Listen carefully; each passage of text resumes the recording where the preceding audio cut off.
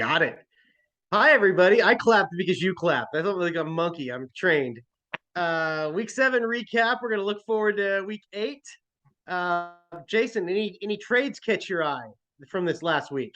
Well, it was a week Little of movement in the trades. league. It was a week of trades for sure. I felt like all of the trades were significant, especially involving the Hellhounds, the Vipers, and the Ghosts. And Yeah, so yeah, a little menage a Twade. you do you have that up? Do you want to talk about what occurred in those big trades? Yeah, I got it here. Yeah. Josh traded Michael Gallup, DeAndre Swift, Rondale Moore, and Isaiah Pacheco.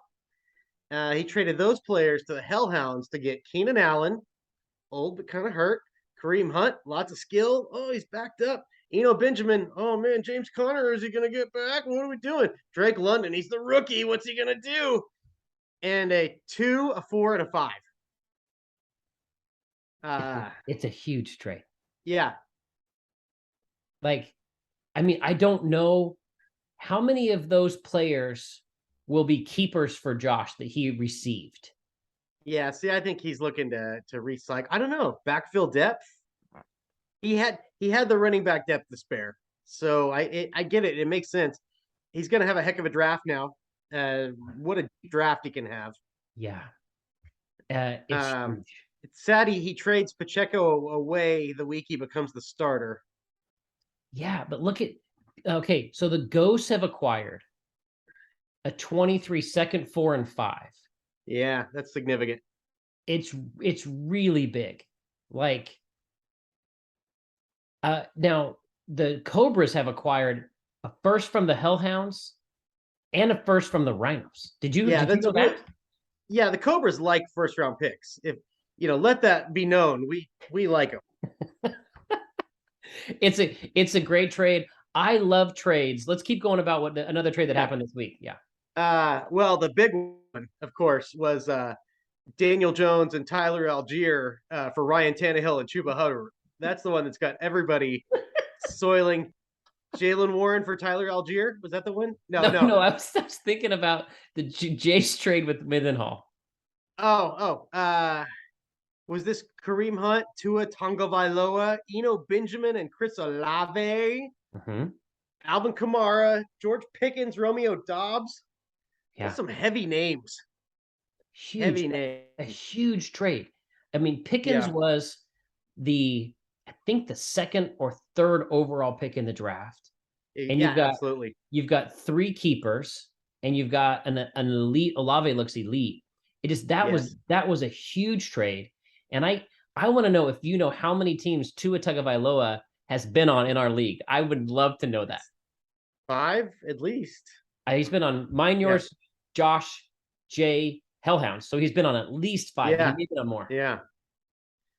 I feel like Kamara's a great player if you're playing for this year. Next year he's got the lawsuit or the suspension hanging over him. Yeah. It's like you're cashing in now if you make a trade for Kamara. Like a curse could come with that as well, though. We've got the Watson curse for sure. Yeah. You said to me maybe you might have some thoughts on historical trades. Oh, right. So it felt like, oh my gosh, there's so many trades. This is going crazy. So I went back and looked at it, and it's actually not that unusual to have this many trades through week 7. I went back and looked a few years. One thing really caught my eye, though. Jay and John have made a trade together every year between weeks 4 and 6 since John came back to the league. One year they didn't do it, and that year they made a trade in week 10. These two get together every fall and tango. I don't know. Also interesting, Jay has won several championships on that span, and John has historically just never even made the playoffs. It's weird. I don't know what's going on. While trading away his future draft picks. Always trading away those picks. Yeah. Another thing I noticed in my research, the most frequent traders were Mendenhall, Jay, me, and Weiss. And then a little bit under that is Jeff. A lot of success there. You're the only team that's really successful that doesn't trade, it seems like. Talking historical championships. Yeah, interesting. I have traded for Kelsey, for Rodgers, and for Hopkins and for Herbert, all teams that are on my selected. team because of trades, but I don't trade very often. I think that we need to have at least 2 lunches a year where a lot of the league might be able to at least get invited. Not everybody could come, but an occasional Friday lunch where there could be some teams invited, to be able to be almost like a affair of the heart, for people to kind of get like, hey, fill people out on different, so maybe it's making more trades. Do you have any trades that didn't you and John Mindendorf do a trade on a plane? Yeah, absolutely, on a train to Toronto. Okay. I believe that was for Marvin Harrison. Okay. I also did a trade mid-church, passing notes over the pew with John one time. That was for Ricky Williams. I think Michael Vick was involved with that one also. Oh man, I love it. Yeah. Logan came up to me at church on Sunday and said, "Hey, we need to go to lunch because we got a big trade to make. We got to make a big trade. All these other trades are going down, and I'm feeling left out." So and this made me smile. I said, "You know what? Let's get a lunch on the schedule. So maybe in the next coming weeks we get a lunch on the schedule on a Friday." Let's start. We're already way over budget, I'm sure, on time. Let's start looking at last week. Okay. We're gonna start with your game. Great. Jason defeats Chris 127-95. Your team needed a get right game, and the schedule gods present to you the Mahoney Slump Busters. Chris has some great guys. Josh Jacobs is playing like the #1 running back in the league. Yeah. He's remarkable. Debo's usually usually he's dependable, but boy, really uphill battle with his quarterback play. Yeah, for sure. But he almost got to 100 points. And if you look at the scores across the board, he was 6th this week. There were multiple players in the 80s, 70s, and 60s. So just want to give a big shout out to Ken Walker III. KW3 is looking so good. And dynamite. It was just awesome. It was an awesome game to watch. I did notice too that your stupid receivers, Diggs and Cup, they've had their buys and they're still #1 and #3 in points. Yeah, so I don't like that. That's Ken, Diggs, Cup, Hopkins, Kelsey's looking pretty good. I gotta pray a little bit harder for Herbert's ribs. I just don't like the way he's throwing the ball. Looks almost sidearmish ish. Something's wrong. Yeah, doesn't look great. And then he centers out, left tackle, and then now Williams is out, Allen is out. I'm worried about Herbert. It's a big spot on my team, so we'll see. Yeah. I had a game this week. I defeated Brandon 153-102. Tell us about the journey of the on pace guy for Joe Burrow. So I'm going to start with Thursday night. On Thursday night, Andy Dalton threw his second pick 6, and I just turned the game off and went for a walk. I was like, well, my fantasy week is over.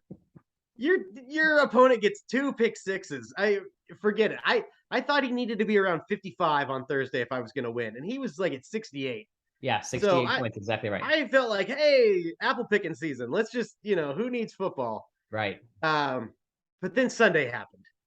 And okay, so my favorite moment in the game is Joe Burrow has just been pounding and pounding and pounding. And it's getting, and then bam, Terry McLaurin, 37-yard touchdown down the sideline. It's this beautiful catch. Yeah. And I start whooping. Victor comes running out like, what's going on? And I'm, look, Terry. And then I get this text from Brandon, and it's just 4 words and an emoji. And it just says, congrats and fuck you. And then a little smiley face. And I loved that for 2 reasons. One, because we both kind of knew at that point how this game was going to end. Yeah. So that was great. But I liked that he felt like we were good enough friends that he could fire off a fuck you and not worry about me getting my feelings hurt. You know what? I'll take a fuck you that comes with a victory every week.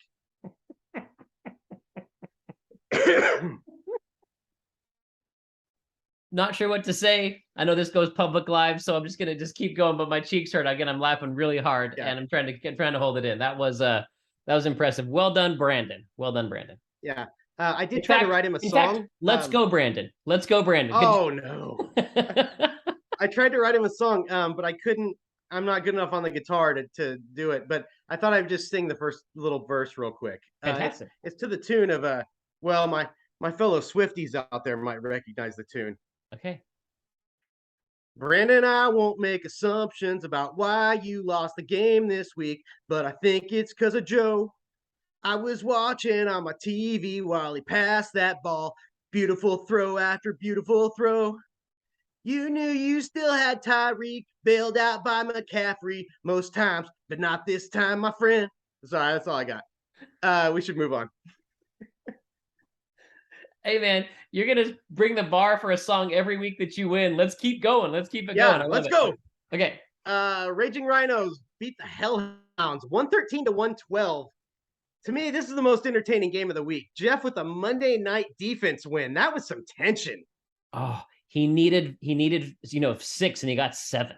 I mean, it was winning by 1.5 is I mean, and as bad as the Pats played, I thought he was going to score 20 points against the terrible Bears, and Jeff just sneaks by. Yeah, they had other ideas. It was a great big week for the Hellhounds. Scoring 112 is going to beat most teams.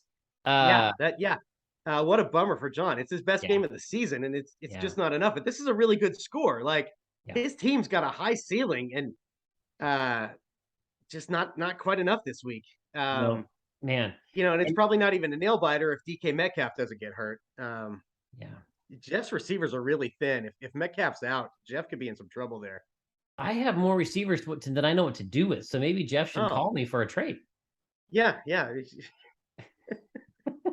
mean, I've got Tyler Boyd and Tyler Lockett just sitting there on the bench with no chance to start on my team. Two Tylers, they're ready for it. And Juju Smith-Schuster. I've got 3 wide receivers that would start for Jeff's team that are just can't even think about getting time on my team.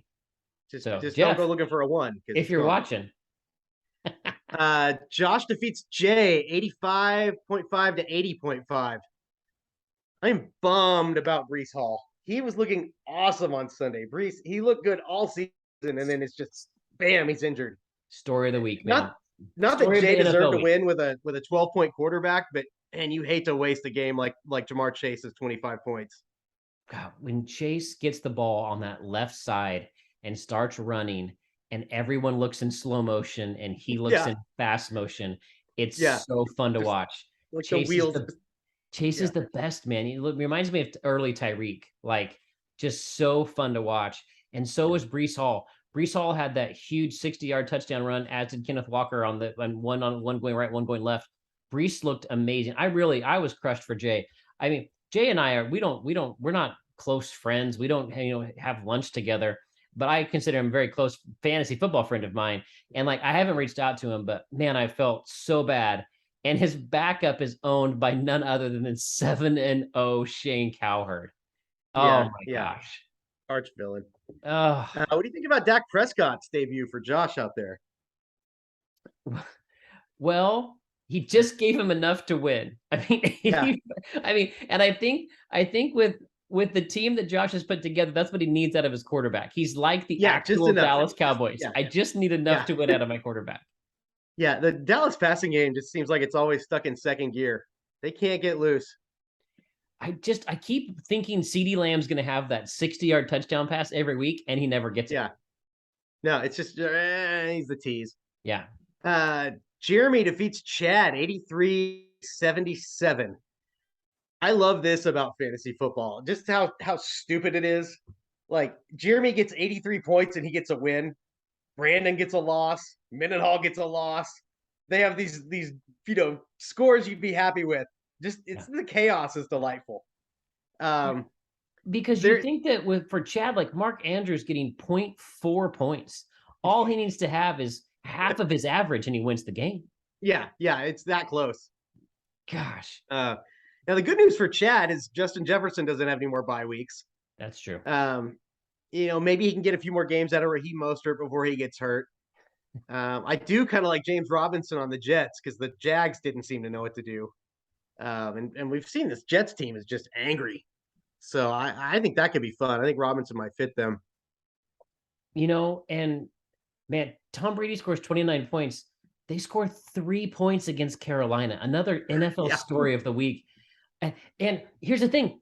If Evans doesn't absolutely drop that wide open touchdown pass, he's like, Chad wins by 13 points. I mean, it's easy. Easy win. Oh, Not to mention what that would have done to the momentum in that game itself. yeah, for sure. But like, for real. or they're like personal lives of the people actually throwing the passes. But who cares? It makes a big difference on this YouTube show. Last game. This matters. Well, I just want to mention Jeremy's got to love Zeke here because it seems like everything's just based around Zeke Elliott. Yeah. And that's good news for the dude abides, because the bad news is Matt Ryan's out. Russell Wilson is caca, and he might be out anyway. He's got 5 more weeks till the rapist can play. I don't know what he's going to do. How many more weeks until the rapist gets to play? I think it's 5. Wow, that's more than I thought. I thought he was coming back like on week 10. Yeah, I was thinking, what kind of villain would Pastor Jeremy Carr be if he just holds the line and then Watson comes back and he's amazing and it takes him just like skyrockets with Zeke going off? Well, what kind of villain will Carr be if he starts winning? It'll be delightful. I will love it. The chaos I was talking about earlier. Yeah, bring it. Bring on the rapist points. We got one more game. Okay. Shane defeats John. Beats the Pharisees 86-62. Middendorf cannot beat off a lot. Even when Shane is bad, he still wins easily. Like, his guys just had a pedestrian game, and it's easily enough. He's not even sweating. No, Lamar Jackson. Now again, so after he's gone since week 4 through 7, he goes 21, 26, 29, 17. How much money has he lost in real life for the last 4 weeks? Whether if he would have signed after week 3, being his own agent. This is a crazy NFL story, but man, Middendorf gets 16 from Ramahandre. I believe, didn't he play to the University of Oklahoma? Yeah, he's a little stint. And he looks great, but I just want to make sure. John, don't trade away. John, if you're watching, which I don't think you are. In fact, John, I don't think you're watching this at all. Surely you haven't gotten to the 22nd minute mark or whatever we're at with this recording. But if you are, don't trade away your number 1 pick to anybody, because I really think you need that number 1 pick next year. Don't trade it, especially to Aaron Copeland. Keep going. Do you even see like a keepers on his roster? I mean, Ramondre looks great, but do you want a Belichick back? Darnell Mooney looks great, but he's never going to get peppered with targets. Like, I don't know. Man, like Waller has been hurt. You have to sign that big contract. I mean, Lamar is just so trick or treat, right? I mean, you just don't know what you're going to get every week. But it's been trick for a month. Yeah, and I'm starting to feel badly about how I'm going to come to church on a Sunday when John's not going to be there. Like, I sort of think it's like I'm going to see Hamilton and on Broadway, and Leslie Odom Jr. still Aaron Burr, and yes, Jason, you're the damn fool that shot him. You're Aaron Burr. Leslie Odom Jr. is there. Jonathan Groff's there. I don't know, David Giggs, whatever. Everybody's the same, except like there's no Lin-Manuel. It's like Joe Pesci is in the role that night. Like, well, we may have to rethink about this. I'm preaching on the 6th, but maybe you should come a week when John is preaching. We may have to rethink that date. Yeah, I don't want feelings to be hurt, Well, he's not. Especially we can talk about it now if he's not going to listen. He's not going to listen to this. So, we'll have to talk about that, because I would love to have you come the week that I preach when Berkeley's singing a special, and love for Aspen to come. But also, we may have to look at a Sunday that he's preaching and we can sit together. So yes, and gossip. And maybe even make a trade during the sermon, pass notes back and forth like old time's sake. That'll be great. Me, you, Jeff, and Shane should sit on the same row and pass notes back and forth, making trades while John preaches. I'm in. Okay, let's keep going. Let's look ahead. Chris versus Chad. God, why did I start with this one? Looking at this game just depressed me. These are foundational franchises. They're bedrocks of the league, and they both just come limping into this. Yeah. Chris is on a 3-game losing streak. Chad's on a 2-game losing streak. So the good news is somebody's getting an L. I guess I like Chad to win. It's just gross. Yeah, I'm gonna take Chad too. I don't know what the line's gonna end up being, but you've already commented about James Robinson. You've already commented about Justin Jefferson. I think Mark Andrews gets back. I think Chad has a fundamentally more solid team. but I don't know what he's doing with his lineup, so I'm going to take Chris. So Brandon, if you're watching, I'm taking Chris because I'm not sure what's going on with his lineup. I'm going to take Chris. Chris does have Debo and Josh Jacobs and CeeDee Lamb, and we haven't talked about the New England quarterback controversy yet, but that was crazy on Monday night. That was a lot of fun. Yeah. I also want to say regarding Chris, I'm glad he's putting some trades on the message board now. He's like really spreading his commissioner wings. Yeah, it's a nice touch. Yeah. I mean, I didn't see it coming. I did not see it coming. Yeah. Yeah. Next game I had Aaron versus Shane, which I mean I think it's the game of the week. Game of the week. That's two division leaders. Yeah. Yeah, 7-0 versus 5-2. These are exciting times we're living in. And then now Cincy is at Cleveland on Monday night. Nothing like it. There's nothing like a Monday night drama.